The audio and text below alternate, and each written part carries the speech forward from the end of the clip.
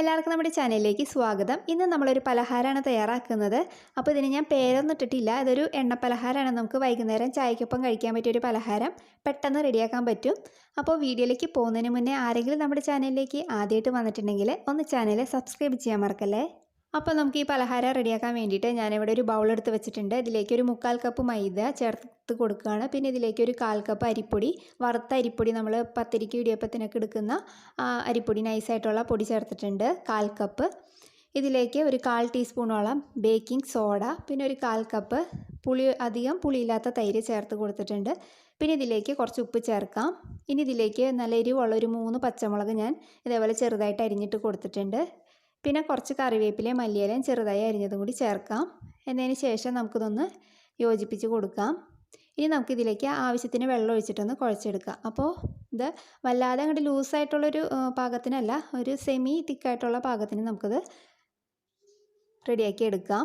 അപ്പോൾ ഞാൻ 1 കപ്പ് വെള്ളമാണ് ഇവിടെ എടുത്തിരിക്കുന്നത്. അപ്പോൾ അത് മുഴുവനും ഒഴിക്കുന്നില്ല, കുറേശ്ശെ ഒഴിച്ചിട്ടൊന്ന് യോജിപ്പിച്ച് കൊടുക്കുകയാണ്. അപ്പോൾ ഞാൻ എടുത്തതിലൊരു 1/2 കപ്പ് പച്ചവെള്ളം എനിക്ക് വേണ്ടി വന്നിട്ടുണ്ടായിരുന്നു കേട്ടോ.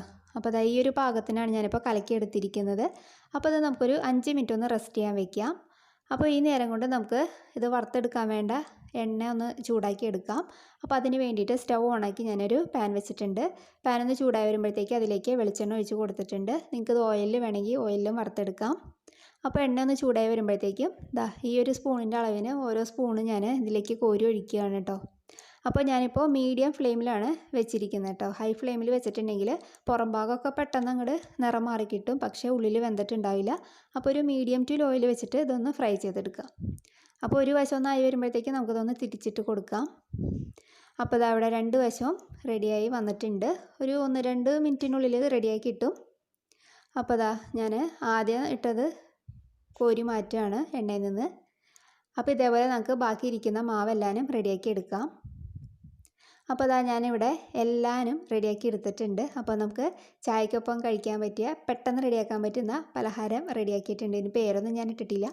അപ്പോൾ നിങ്ങൾ ഇതുവരെ ഇതേപോലെ ഉണ്ടാക്കിയിട്ടില്ലെങ്കിൽ അപ്പോൾ നിങ്ങൾ എന്തായാലും ഒന്ന് ട്രൈ ചെയ്ത് നോക്കാൻ മറക്കരുത്.